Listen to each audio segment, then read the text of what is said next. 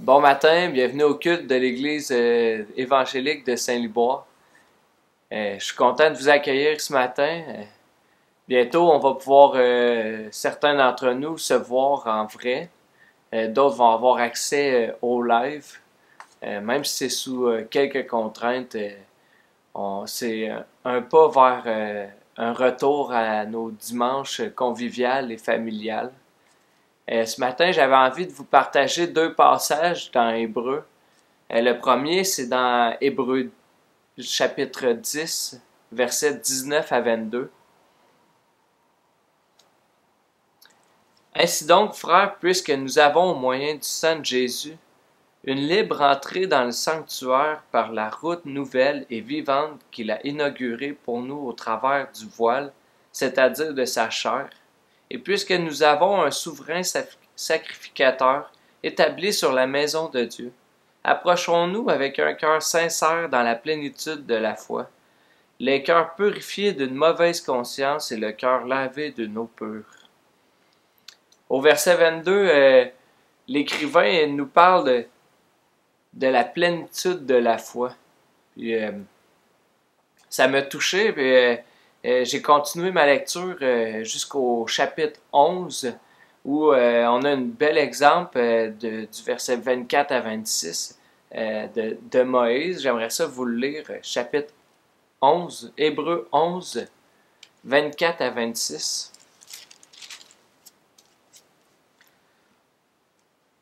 C'est par la foi que Moïse, devenu grand, refusa d'être appelé fils de la fille de Pharaon, aimant mieux être maltraité avec le peuple de Dieu que d'avoir pour un temps la jouissance du péché, regardant l'opprobre de Christ comme une richesse plus grande que les trésors de l'Égypte, car il avait les yeux fixés sur la rémunération. Je reviens au verset 22 et je veux vous encourager, frères et sœurs, à vous approcher avec un cœur sincère dans la plénitude de la foi, sachant qu'elle est une ferme assurance des choses qu'on espère et une démonstration des choses qu'on ne voit pas. Et sur ce, je vais vous inviter à passer au temps de louange, mais avant, prions.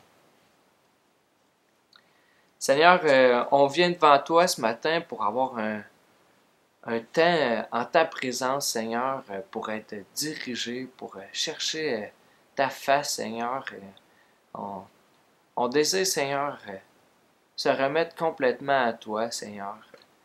On désire découvrir la plénitude de la foi, Seigneur, celle qui nous démontre l'invisible que toi tu es, Seigneur, qui rend l'invisible visible par la foi, Seigneur, que tu nous donnes. Et Seigneur, on veut te voir agir concrètement dans nos vies. On veut, Seigneur, garder cette espérance fermement, Seigneur, en attendant ton retour. Et on désire te voir revenir, Seigneur, avec ton royaume comme un lion, Seigneur. Et on est prêt, Seigneur, à t'adorer et à te louer tous les jours, Seigneur, pour l'éternité. Bénis cette matinée, bénis ce temps de louange, Seigneur, et parle à nos cœurs. Amen. Bon matin, bonne semaine.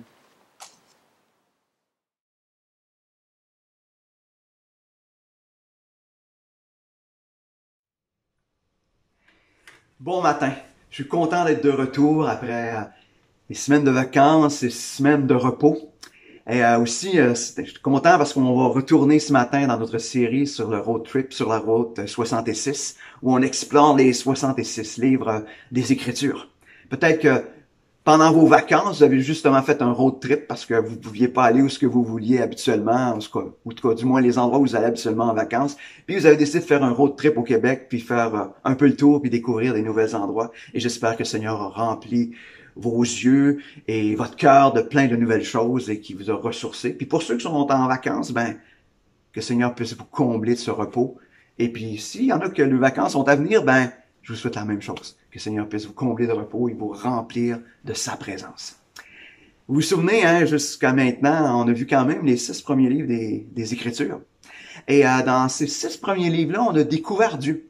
On a découvert des choses à propos de Dieu. On a vu ce Dieu qui se révèle. Qui se révèle tout d'abord comme un Dieu puissant, un Dieu créateur. Et ensuite, on a vu que c'est pas non seulement un Dieu puissant, créateur, mais aussi un Dieu qui désire cette relation-là, cette intimité-là avec nous. Et dans cette relation et cette intimité-là avec nous, Dieu, ce qu'il fait, c'est qu'il nous donne des promesses. Il nous promet des choses. Et non seulement il les promet, mais il les accomplit. Et d'ailleurs, c'est ce qu'on a vu la dernière fois qu'on était dans le livre de Josué. Le peuple qui prend possession de la promesse. Et de la même manière, Dieu nous appelle à prendre possession des promesses qu'il nous fait. Et ce matin, on va continuer cette route-là. On est rendu dans le livre de Juges, des Juges plutôt, et on va voir qu'est-ce que le peuple fait une fois qu'il a pris possession de cette promesse-là.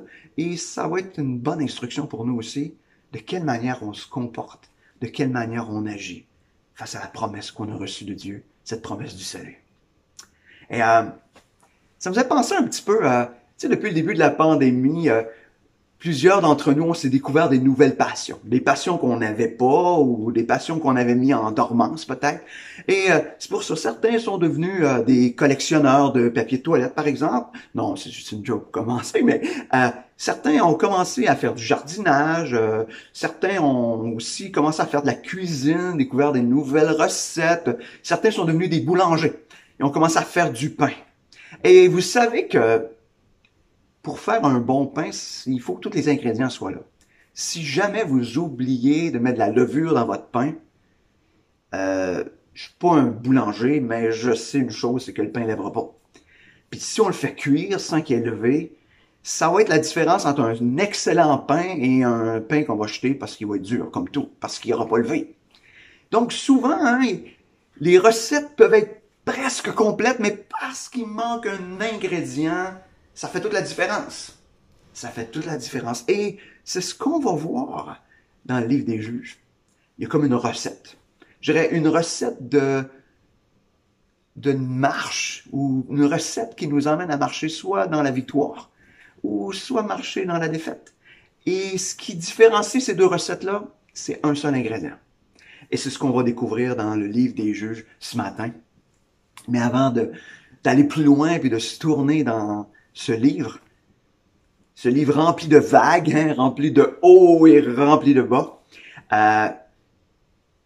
on va se tourner vers Dieu afin qu'il puisse nous emmener à découvrir ou à comprendre la recette, la meilleure recette, cette recette de la victoire dans sa présence ou cette recette de la victoire à cause de ce salut si merveilleux qu'on a reçu. Donc, prions.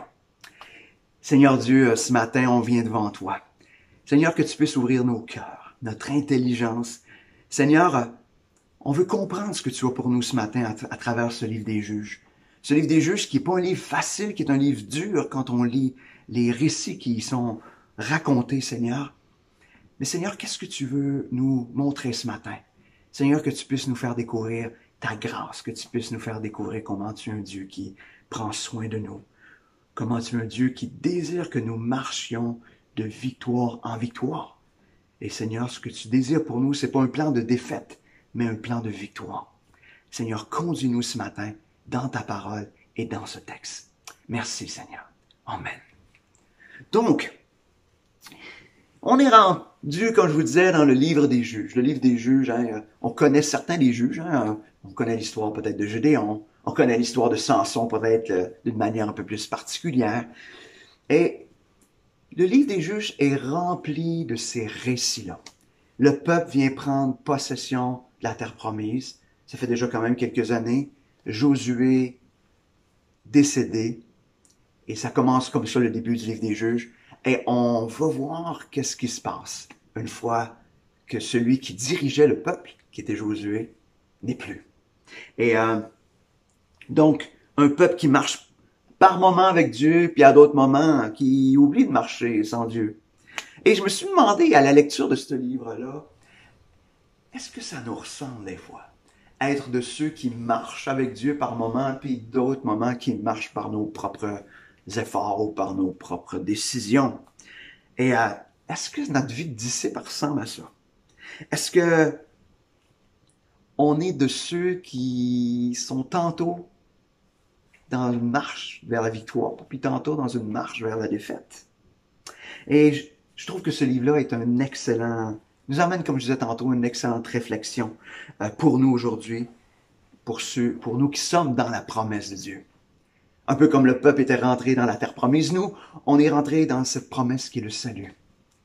Qui, oui, qui n'est pas encore pleinement accompli parce qu'on s'accomplira seulement le jour où on sera dans sa présence. Mais pour nous qui sommes rentrés dans cette promesse, qui avons cette certitude du salut en Jésus, est-ce qu'on garde accès, est-ce qu'on garde nos yeux, excusez, sur Jésus, celui qui donne accès à cette promesse-là, ou est-ce qu'on met nos regards ailleurs? Donc, on va voir qu'il y a juste un ingrédient dans la recette qui fait toute la différence. Une différence entre une marche dans la victoire et une marche dans la défaite. Et pour ça, on va tourner ce matin dans le livre des Juges. On va voir plusieurs versets qui vont nous emmener à voir le pattern ou la manière de fonctionner du peuple d'Israël, et ça va nous montrer peut-être quelque chose ça va peut-être faire refléter ou mettre en lumière des choses qui sont dans notre vie. Donc, on va commencer par regarder à quoi ça ressemble cette recette de la défaite. Vous allez voir que cette recette-là ressemble beaucoup à la recette de la marche chrétienne dans la victoire aussi, mais il y a une petite différence, comme je vous disais, un petit ingrédient qui est absent dans cette recette-là. Le premier élément qu'on voit, c'est la désobéissance. Le premier ingrédient, c'est qu'on voit que le peuple désobéit. Le peuple arrête de marcher ou arrête de suivre les directives de Dieu. Et on retrouve plusieurs versets, je vais vous les énumérer. Et donc on retrouve dans Juges 2:11, ça nous dit « Les enfants d'Israël firent alors ce qui déplaît à l'Éternel et ils servirent Baal. » Donc ils font ce qui déplaît et ils commencent à servir un autre Dieu. Juges 3:7, les enfants d'Israël firent ce qui déplaît à l'Éternel encore. Ils oublièrent l'Éternel et ils servirent les Baals et les idoles. Donc, ils font ce qui déplaît, mais ils oublient. Ils oublient ce que Dieu a fait, ils oublient la promesse, ils oublient ce Dieu qui les aime, ce Dieu qui va être en relation avec eux. Juge 3:12, les enfants d'Israël firent encore ce qui déplaît à l'Éternel. Et l'Éternel fortifia Églon, roi de Moab, contre Israël parce qu'ils avaient fait ce qui déplaît à l'Éternel. Il faisait ce qui déplaît à l'Éternel. Donc, il est en train de se comporter en dehors de la volonté de Dieu. Jusqu'à 4:1, les enfants d'Israël firent encore ce qui déplaît à l'Éternel après qu'Éhud fut mort. Donc, après qu'un des juges fut mort, ils ont recommencé à faire ce qui déplaît. Juge 6:1, les enfants d'Israël firent ce qui déplaît à l'Éternel et l'Éternel les livra entre les mains de Madian pendant 7 ans. Juge 10:6, les enfants d'Israël firent encore ce qui déplaît à l'Éternel. Ils servirent les Baals, les Astartés, les dieux de Syrie, les dieux de Sidon, les dieux de Moab, les dieux des fils d'Ammon et les dieux des Philistins, et ils abandonnèrent l'Éternel et ne le servirent plus. Ils font ce qu'il déplaît à l'Éternel, ils abandonnent Dieu et se mettent à ne plus le servir. Et finalement, Juge 13:1 qui nous dit que les enfants d'Israël firent encore ce qui déplaît à l'Éternel, et l'Éternel les livra entre les mains des Philistins pendant 40 ans. Un peu comme un cycle. Tout au long du livre des Juges, ce qu'on voit, c'est le peuple marche avec Dieu et tout à coup, il arrête de marcher avec Dieu et il fait ce qui déplaît à l'Éternel. Et ils se mettent à servir d'autres dieux. D'autres dieux. Ils se mettent à désobéir. C'est pas comme ça que ça vient. Il y a un choix qui est fait, un choix volontaire de faire autre chose, de faire ce qui déplaît à Dieu pour faire ce qui plaît à eux. Ils ont l'impression que s'ils font ça, ça va leur plaire, ça va leur faire du bien. Et c'est intéressant de voir qu'ils sont mis à cesser de servir Dieu. Et ça nous ressemble par moments. Par moments, on est là, puis on choisit de servir autre chose que Dieu. On choisit de servir nos désirs, nos plaisirs, nous-mêmes. On cesse de chercher à plaire à Dieu. Pas parce que ça va nous donner quelque chose de plus, mais parce que notre cœur est tellement amoureux de Dieu qu'on désire lui plaire. Et donc, on se met à servir autre chose. On vit tout ça. Tout le monde dit ça. Il n'y a pas de distinction là-dedans.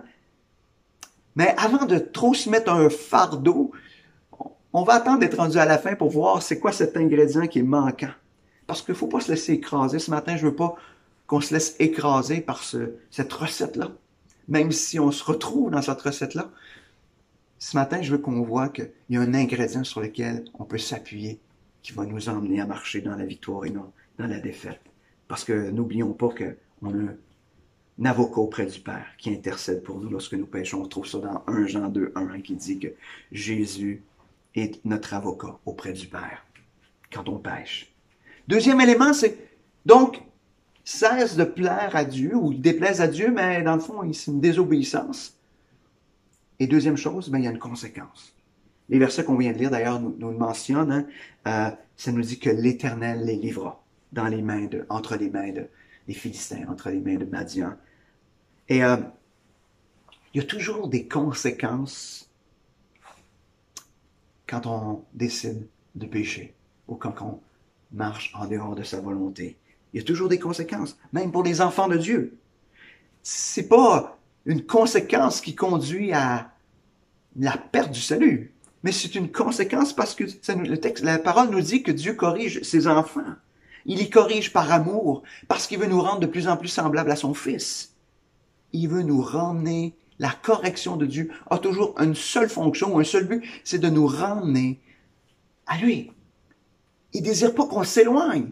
Et il y a un moment donné que Dieu met fin à tout ça et il nous ramène à lui. Et si ce matin vous avez l'impression peut-être d'être sous sa correction, ne résistez pas. Laissez-le vous ramener à lui.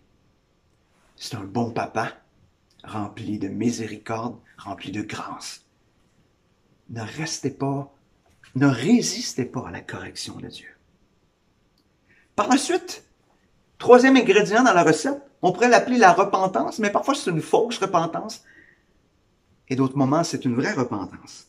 Mais, donc, les conséquences ont toujours le même effet. Hein? Lorsqu'on a des conséquences dans notre vie, ça nous emmène comme enfants de Dieu, à se retourner, puis à se mettre à réfléchir sur ce qui se passe dans notre vie. Comment ça se fait qu'il arrive ces choses-là? On se questionne. Et c'est un peu ce qui se produit avec les enfants d'Israël. On va regarder encore une série de textes rapidement, juste pour nous montrer ce pattern qui est là. Donc, dans Juge 3:9, les enfants d'Israël crièrent à l'Éternel, et l'Éternel leur suscita un libérateur qui les délivra, Othniel, fils de Kenaz, frère cadet de Caleb. Juge 3:15, les enfants d'Israël crièrent à l'Éternel, et l'Éternel leur suscita encore un libérateur, Éhud, fils de Guéra, benjamite, qui ne servait pas de la main droite. Les enfants d'Israël envoyèrent par lui un présent à Églon, roi de Moab. Juge 4:3, les enfants d'Israël crièrent à l'Éternel, car Jabin avait 900 chars de fer. Ils opprimaient avec violence les enfants d'Israël depuis 20 ans. Juge 6:6, Israël fut très malheureux. À cause de Madian, les enfants d'Israël crièrent à l'Éternel. Juge 6:7, lorsque les enfants d'Israël crièrent à l'Éternel au sujet de Madian.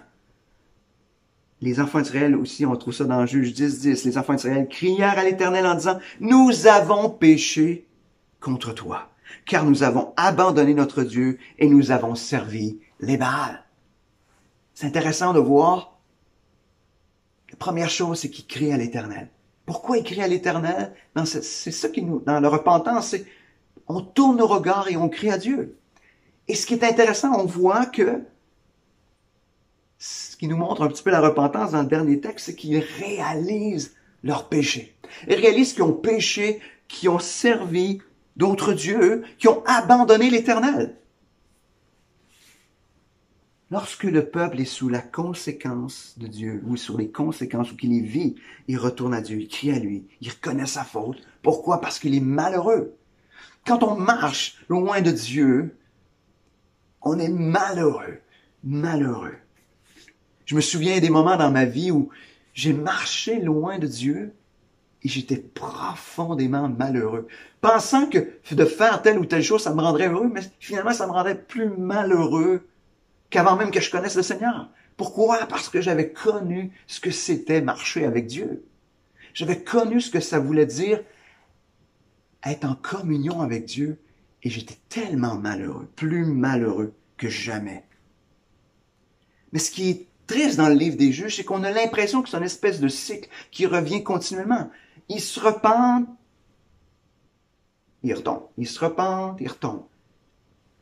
Et vous trouvez pas que ça ressemble des fois? On a l'impression à nos propres vies. On a l'impression qu'ils oublient rapidement dans quel état ils étaient. Mais on va résumer un petit peu les éléments qui sortent ici un petit peu de la repentance. Ça nous dit que, donc, au départ, c'est qu'ils prennent conscience de leur état. Ils sont malheureux, sans Dieu. Après ça, ils font appel à Dieu, ils crient. Après ça, ils reconnaissent leur offense, qu'ils ont offensé Dieu. Et finalement, il y a un engagement envers Dieu à le suivre. Et ça nous montre vraiment cette vraie repentance. Est-ce que parce qu'on retombe, la repentance n'était pas vraie? Non. Mais peut-être qu'on oublie l'engagement qu'on avait fait. Et on va voir qu'est-ce qui emmène cette distinction-là, mais c'est l'ingrédient qui manque qu'on n'a pas encore vu. Il y a un ingrédient qui manque que du temps des juges n'était pas disponible, mais que pour nous aujourd'hui est disponible. Donc, que Dieu puisse nous conduire dans une vraie repentance, qu'on ne soit pas oublieux de notre état sans lui, afin qu'on puisse marcher dans cette victoire-là. Et ce qu'on voit qui découle naturellement de cette repentance-là, c'est Dieu qui intervient. Donc, on a vu dans les versets qu'on a vu que Dieu est intervenu, qui envoie des libérateurs, qui envoie des juges à ce moment-là, qui vont être là, qui vont diriger le peuple et qui vont emmener le peuple dans la victoire par l'intervention de Dieu au travers ce juge-là. Dieu va les utiliser pour libérer son peuple. Et d'ailleurs, on voit 2 Chroniques 7,14 qui nous dit, qui nous présente un petit peu tout ce résultat de l'intervention de Dieu quand un peuple se repent. Un texte qu'on connaît bien dans 2 Chroniques 7,14, ça nous dit « Si mon peuple, sur qui est invoqué mon nom, s'humilie, prie et cherche ma face, et s'il se détourne de ses mauvaises voies, je l'exaucerai des cieux, et je lui pardonnerai son péché, et je guérirai son pays. » Dieu intervient quand on vient à lui avec un cœur repentant, avec un cœur qui reconnaît sa faute, qui reconnaît qu'il a péché contre Dieu. Dieu désire intervenir dans nos vies. Dieu désire intervenir dans ta vie. C'est une certitude. Dieu ne nous laisse jamais de côté. Dieu ne laisse jamais de côté un cœur repentant. Il pardonne, il guérit, il rétablit. C'est ce qu'il promet et c'est ce à quoi on a accès à travers le sacrifice de Jésus à la croix. On a accès à ce pardon-là. Parce que peu importe ce qu'on fait, c'est déjà pardonné. Mais il faut aller à lui avec ce cœur repentant-là afin de pouvoir avoir accès à ce pardon déjà payé à la croix pour nous. Donc, qu'est-ce qu'on voit dans la suite de ce cycle ou de cette recette-là? C'est que le peuple de Dieu est à l'écoute. Il se met à l'écoute de Dieu. Le peuple se met à obéir. Il est reconnaissant. Un Juge 3:11 nous dit, le pays fut en repos pendant 40 ans. Dans Juge 3:30, en ce jour, Moab fut humilié sous la main d'Israël et le pays fut en repos pendant 80 ans. Imaginez. Juge 5:31, périssent ainsi tous tes ennemis, ô Éternel. Ceux qui l'aiment sont comme le soleil quand il paraît dans sa force. Le pays fut en repos pendant 40 ans. Juge 8:28, Madian fut humilié devant les enfants d'Israël. Il ne leva plus la tête et le pays fut en repos pendant 40 ans, encore durant la vie de Gédéon. Si tout s'arrêtait là, ce serait wow. Et c'est ce qu'on désire à chaque fois qu'on pêche et qu'on se repent et qu'on vient à Dieu. On désire que ça soit la dernière fois qu'on va le faire. La dernière fois, ce qu'on désire, c'est que Dieu nous rétablit, qu'il intervienne en notre faveur. Mais, on le sait, je vous apprends rien ce matin, qu'il y a une espèce de cycle qui revient. Le péché, des fois, revient. Un autre péché. Et on retombe, ou on se retrouve plutôt, parce qu'on retombe pas, mais qu'on se retrouve à nouveau dans cette situation-là où Dieu vient nous reprendre et on se retourne vers lui encore avec un cœur repentant. Et des fois, il y a cette usure où on se dit « Ah, pas encore, pas encore ». Mais ce qui est génial ou ce qui est super, c'est que Dieu ne nous dit pas à chaque fois « Encore toi », parce que c'est déjà pardonné. Il se souvient pas, hein. La parole nous dit qu'il ne se souvient pas de notre péché. C'est-à-dire qu'à chaque fois qu'on se présente devant lui, il dit, je te pardonne. Je te pardonne. Je te pardonne. Et c'est ce qu'on oublie trop souvent. Donc, ce qu'on voit dans le livre des Juges, c'est cette espèce de cycle qui recommence. Un Juge 4.1 nous dit, les enfants d'Israël firent encore ce qui déplaît à l'Éternel. Juge 8, verset 33, qui nous dit, lorsque Gédéon fut mort, les enfants d'Israël recommencèrent à se prostituer au Baal. Imaginez. Ils recommencèrent. Ils firent encore. Comme une espèce de cycle sans fin qui était là. Ils oublient, comme on oublie nous aussi. Et qu'est-ce qui se passe? C'est que le cycle de la défaite recommence. Mais c'est pas ce que Dieu veut pour toi. C'est pas ce que Dieu veut pour moi. Dieu veut pas qu'on soit dans ce cycle de la défaite et qu'on soit continuellement abattu. Ce qu'il désire, c'est que on marche de victoire en victoire. C'est ce que Dieu désire pour nous. Dieu... Est-ce que je suis en train de vous dire ce matin qu'à un moment donné, on pêche plus? C'est pas ce que je suis en train de dire. Mais ce qu'il veut, c'est que cette peut-être défaite apparente se transforme en victoire. Parce qu'on vient à Dieu avec un cœur repentant et aussi avec cet ingrédient qui fait toute la différence.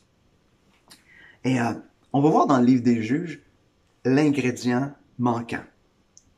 Et on va voir que nous, aujourd'hui, on a accès à cet ingrédient-là, que vous n'avez pas accès. On retrouve à 2 reprises un texte qui résume, je dirais, le livre des Juges. Juge 17.6 nous dit, en ce temps-là, il n'y avait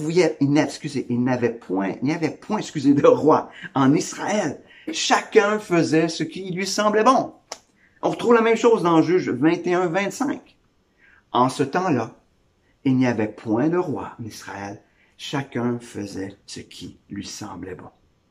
À l'époque des juges, personne ne donne de direction. Chacun fait ce qui lui semble bon.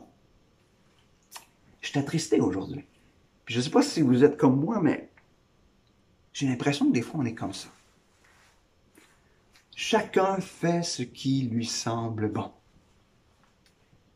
Est-ce que quand vous regardez autour de vous, puis sans mettre de jugement sur personne, est-ce que des fois ça nous ressemble pas beaucoup d'être là en train de faire ce qui me semble bon? Si ça a l'air OK, ça doit être bon. Si ça me fait du bien, ben ça doit être bon. C'est cette voie-là que je vais suivre. Si ça a l'air pas pire, si ça a l'air bien, si j'ai l'air heureux, c'est ce que je vais faire. Ça me semble bon. Sans jamais aller devant Dieu avec la décision, avec le choix qu'on prend. Le seul élément qui nous dirige, c'est « ça me semble bon ». La petite voix intérieure qui te dit, la petite voix des émotions, puis des désirs qui te dit en dedans, « Oh, ça va être bon pour toi, ça va être bon pour toi, vas-y. » Et on est là et on fait un petit peu comme le peuple d'Israël. On fait comme ça nous semble bon. Est-ce que ça vous rejoint? Est-ce que ça met en lumière quelque chose peut-être dans votre vie? Est-ce que ça vous interpelle ce matin? Est-ce que vous êtes de ceux qui font ce qui leur semble bon? Ou vous êtes de ceux qui continuellement vérifient si c'est bon aussi selon Dieu? Pourtant, comme enfants de Dieu, nous avons un accès à cet ingrédient qui est manquant. Qu'est-ce qui était manquant?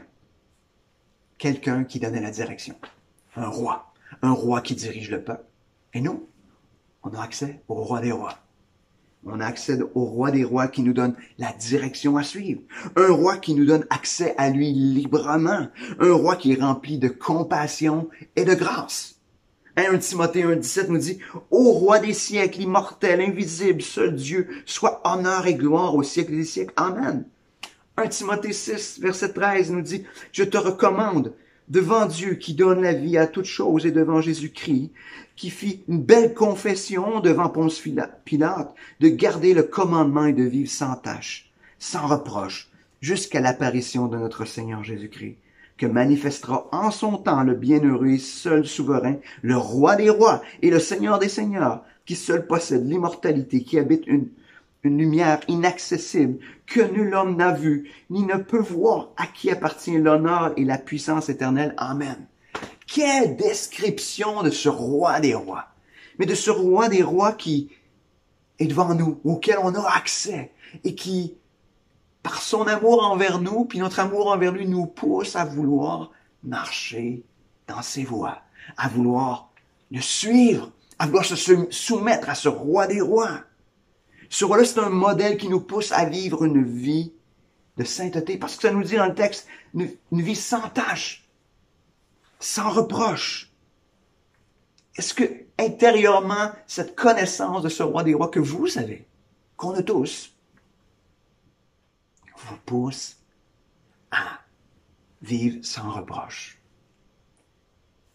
Est-ce que vous réussissez tout le temps? C'est pas ce que je suis en train de dire. Mais est-ce que, intérieurement, votre désir, à cause de l'amour de Dieu pour vous, vous pousse à vouloir marcher dans toute la sainteté?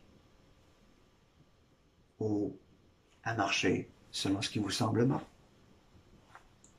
Mais non seulement ça, nous avons aussi un guide. Imaginez, on a le roi des rois qui nous dirige, qui nous donne sa direction, qui est un modèle, puis qui nous pousse à vouloir l'adorer, à lui plaire, parce qu'on est aimé de lui. En plus, il nous donne un guide pour nous aider. Et ce guide, c'est le Saint-Esprit. Dans Jean 16, 13, ça nous dit, quand le Consolateur, le Saint-Esprit, sera venu, l'Esprit de vérité, il vous conduira dans toute la vérité, car il ne parlera pas de lui-même, mais il dira tout ce qu'il aura entendu, et il vous annoncera les choses à venir. Le Saint-Esprit que Dieu nous a donné et qui met en nous, vient nous guider dans la vérité, nous guider dans ce qu'on a besoin de faire, dans ce qui plaît à Dieu, dans cette marche vers la sainteté. Imaginez, à l'époque des juges, le peuple d'Israël n'avait pas accès à tout cela. Il n'y avait pas ce roi des rois qui était à sa tête, et il n'y avait pas ce guide qui vient intérieurement, qui vient parler continuellement en indiquant la bonne direction. Mais il est vrai que nous, comme enfants de Dieu, on peut attrister le Saint-Esprit. On peut éteindre l'Esprit, c'est ce que la parole de Dieu nous dit. Est-ce qu'on a éteint? Est-ce qu'on a attristé? Au point de ne plus entendre la voix de l'Esprit et de juste être à l'écoute de la voix de ce qui nous semble bon. Ce matin, je veux nous encourager ou nous exhorter d'une manière forte à pas négliger cette richesse incroyable qu'on a en Jésus-Christ. Cet accès auprès du Père, ce guide aussi qui agit puissamment en nous, le Saint-Esprit. Ne soyons pas comme le peuple du temps des juges, qui faisait ce qui lui semblait bon, qui marchait dans ce cycle de la défaite. Ce matin, j'ai goût qu'on puisse réaliser que nous ne sommes pas obligés, comme le peuple d'Israël l'était, parce qu'il n'y avait pas d'autres options, de marcher dans ce cycle de la défaite. Vous n'êtes pas obligés. Je ne suis pas obligé de marcher dans ce cycle-là de la défaite.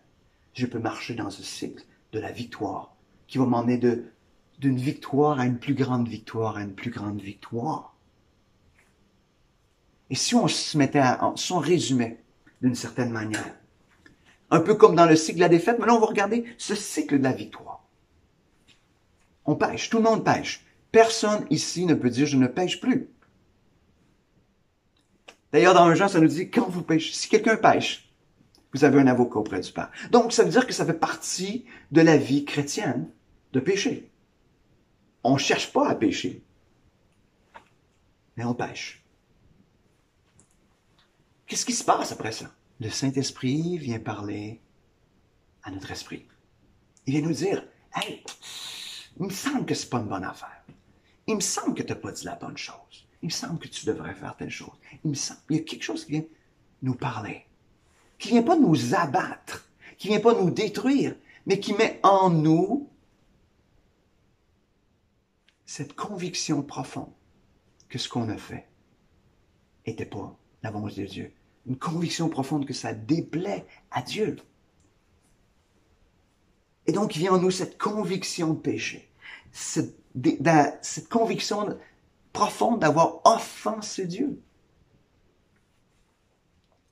Il se produit en nous une véritable repentance.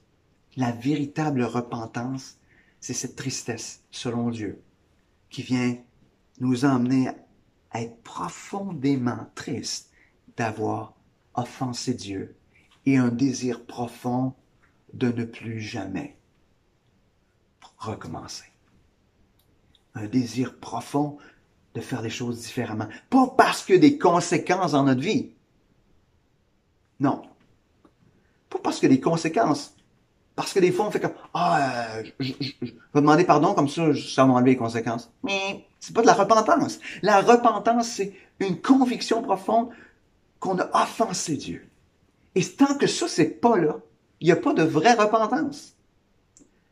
La seule vraie repentance, c'est quand on est convaincu profondément par l'Esprit qu'on a blessé, offensé Dieu, qu'on a déplu à Dieu.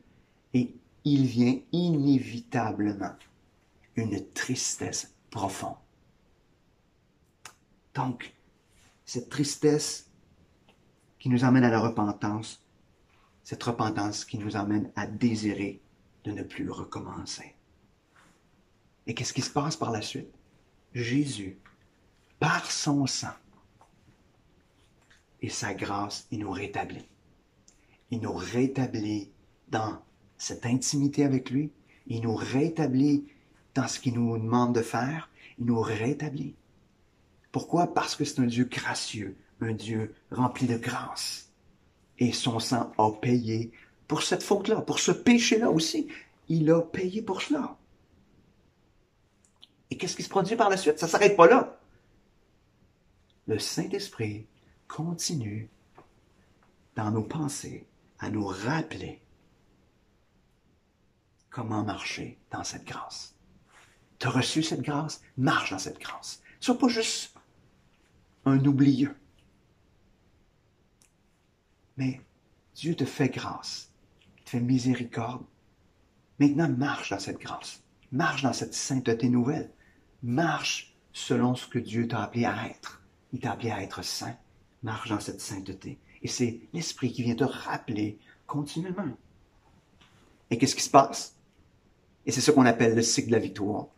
C'est qu'on devient de plus en plus semblable à Christ. On reste pas au même endroit. Oui, on va repêcher. Ça, c'est un fait. Mais on marche de plus en plus de la manière que Christ veut qu'on marche. Et on devient de plus en plus semblable à lui. Et finalement, ce qu'on était hier est différent de ce qu'on est aujourd'hui. Aujourd'hui, on devrait être plus proche de cette image de Christ qu'on l'était hier. Parce que Dieu fait en nous cette œuvre. Et c'est ce cycle-là que nous sommes appelés à vivre. On n'est pas appelé à vivre ce cycle de la défaite. On n'est pas appelé à vivre ce cycle comme le peuple du temps des juges vivait.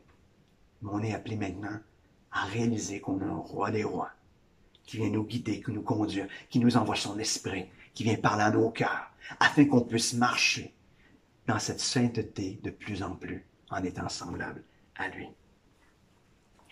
Donc, juste pour terminer, je dirais, en 2020, il y a un roi. Et que chacun se laisse conduire par son esprit, afin de marcher dans la victoire par sa grâce. Donc, il y a un roi. Hein? C'est pas qu'au temps des juges, il n'y avait pas de roi. Hein? En 2020, il y en a un roi. Et que chacun se laisse conduire maintenant par son esprit, afin de marcher dans la victoire par sa grâce. Sur ce, prions. Seigneur Dieu, ce matin, je te remercie de nous rappeler à travers ce récit tellement triste du livre des juges, ce cycle de la défaite, cette continuelle défaite, ce retour continuel en arrière, Seigneur. Seigneur, c'est pas ce qu'on veut vivre. C'est pas ce que je veux que mes sœurs et mes frères vivent. Ce que je veux, c'est qu'on puisse vivre ensemble.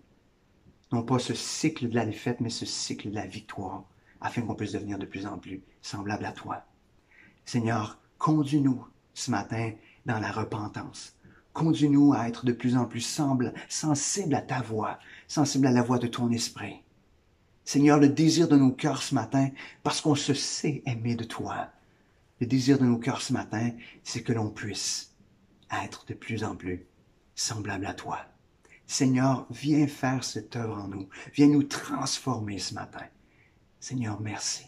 Merci pour ta parole ce matin. Amen.